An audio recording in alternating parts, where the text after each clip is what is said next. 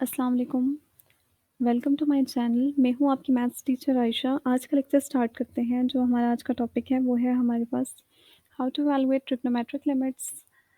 अब हमारे पास trigonometric limits वो होती हैं जिनमें हमारे पास ट्रिग्नोमेट्रिक फंक्शंस इन्वॉल्व होते हैं, और हमारे पास जो ट्रिग्नोमेट्रिक फंक्शंस हैं वो हैं sine of x, cos of x, tangent of x, cotangent of x, secant of x and lastly cosecant of x. हमारे पास ये सभी ट्रिग्नोमेट्रिक फंक्शंस हैं, और कोई सिंगल फंक्शन भी आ सकता है हमारे पास, और इनका कॉम्बिनेशन भी हो सकता है जिनकी हमें लिमिट इवैल्यूएट करनी होगी।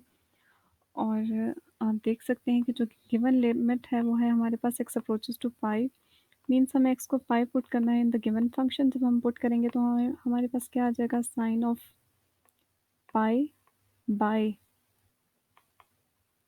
इन the denominator pi as it is minus as it is, और x हमारे पास पाई है तो हमारे पास पाई आ जाएगा। साइन ऑफ पाई, अगर आप साइन ऑफ पाई को कैलकुलेटर पे चेक करें तो आपके पास आंसर 0 आ जाएगा। आपको डायरेक्ट भी आप कैलकुलेटर पे डायरेक्ट भी टाइप कर सकते हैं साइन ऑफ पाई, आपको आंसर 0 मिल जाएगा। और वैसे ये जो एंगल पाई है ये रेडियंस में है, इसके साथ कुछ भी मेंशन नहीं है, मीन्स ये जो एंगल है ये हमारे पास रेडियंस में है, और इसका जो इक्विवेलेंट एंगल डिग्रीज में है वो है हमारे पास साइन ऑफ 180 डिग्रीज। अगर आप ये भी कैलकुलेटर प्रेस करें तो आपके पास इस केस में भी आंसर 0 आ जाएगा। ये हमारे पास जो ट्रिग्नोमेट्रिक फंक्शंस होते हैं इनमें एंगल्स इन्वॉल्व होते हैं, और ये जो हमारे पास एंगल्स इन्वॉल्व होते हैं ये 2 टाइप्स के हो सकते हैं। एंगल्स के 2 यूनिट्स हो सकते हैं। एंगल हमारे पास रेडियंस में भी हो सकता है, और एंगल हमारे पास डिग्रीज में भी हो सकता है। और अगर तो कुछ भी मेंशन नहीं है, जैसे सिंपली साइन ऑफ एक्स लिखा हुआ है, मीन्स ये अंडरस्टूड है कि ये जो आपके पास एक्स एंगल है ये आपके पास रेडियंस में है, क्योंकि कुछ भी मेंशन नहीं है। और वैसे डिग्री में हो तो आपके पास ऊपर छोटा सा मेंशन होता है जैसे 30 डिग्रीज, और जैसे ये आपके पास गिवन फंक्शन है तो अगर ये एंगल डिग्रीज में होता तो इसके ऊपर मेंशन होता है एक्स डिग्रीज। और मैं आपको मेनली बताना ये चाह रही हूँ कि ये जो दोनों इक्वल हैं, पाई रेडियंस और एक्स डिग्रीज ये इक्वल होते हैं, बट ये 2 डिफरेंट यूनिट्स हैं, और आपको पता होना चाहिए कि इनकी कैसे कन्वर्जन होती है।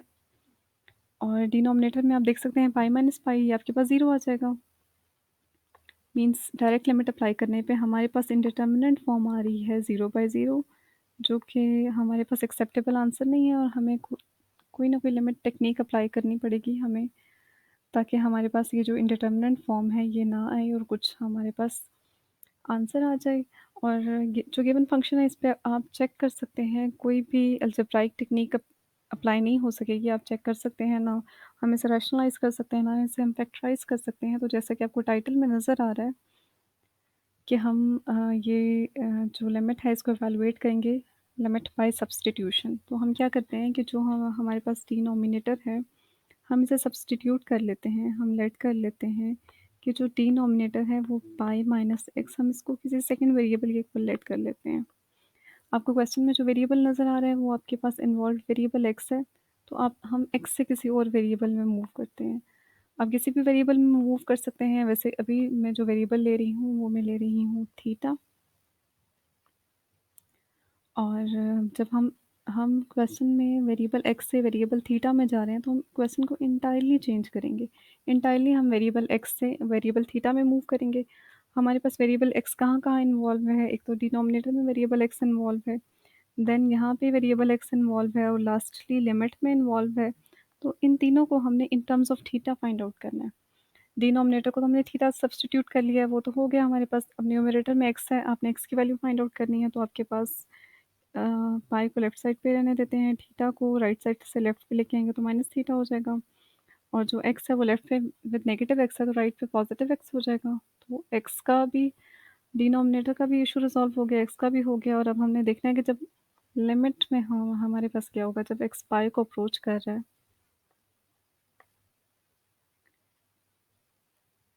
When x approaches to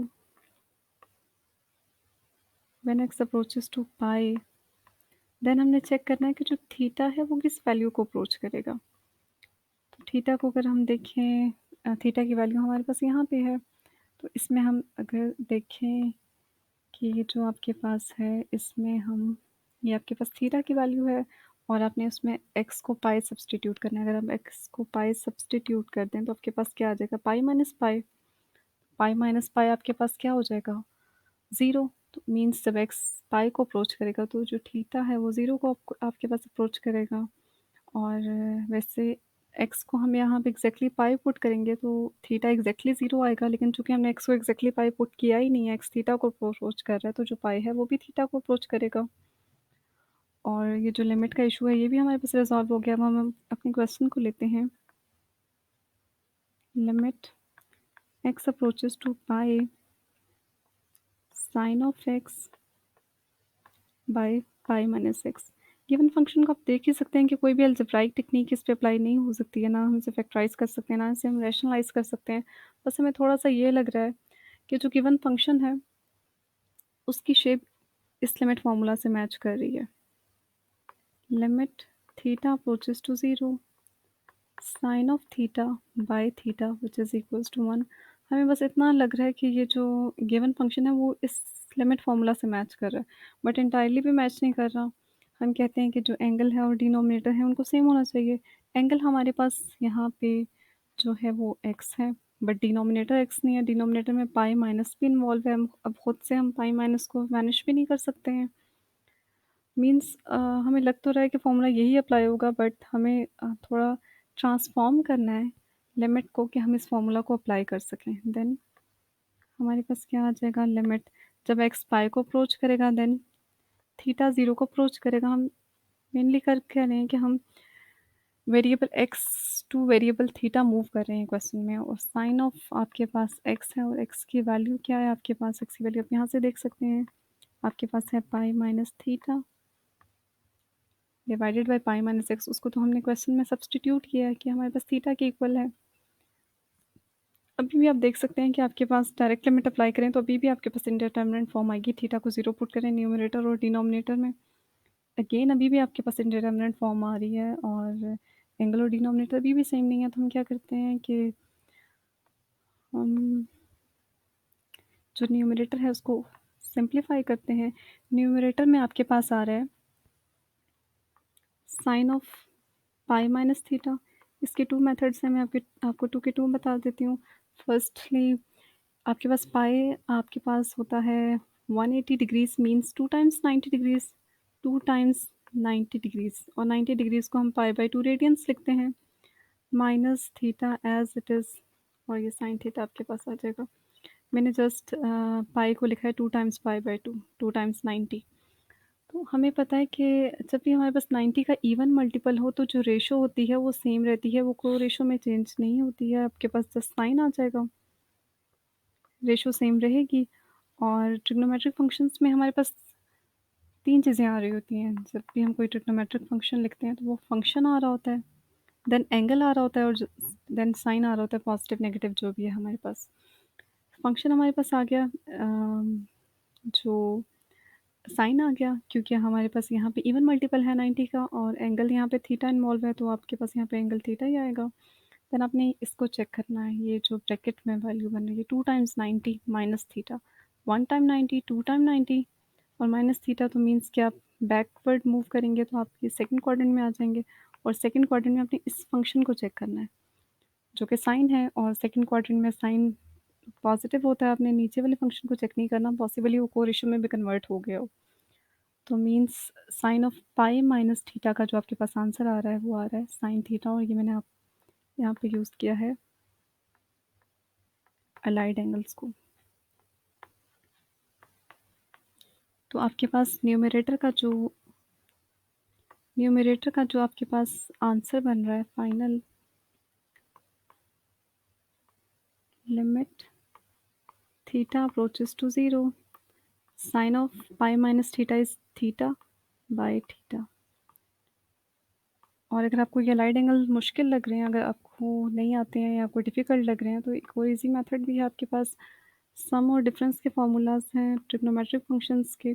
sign of alpha plus beta का फॉर्मूला आप इस पे अप्लाई कर सकते हैं। Sine of alpha plus beta is sine of alpha cos of beta mid में आपके पास प्लस है तो प्लस आ जाएगा, plus cos of alpha sine of beta. Simply आपको ये फॉर्मूला मेमोराइज़ करना है।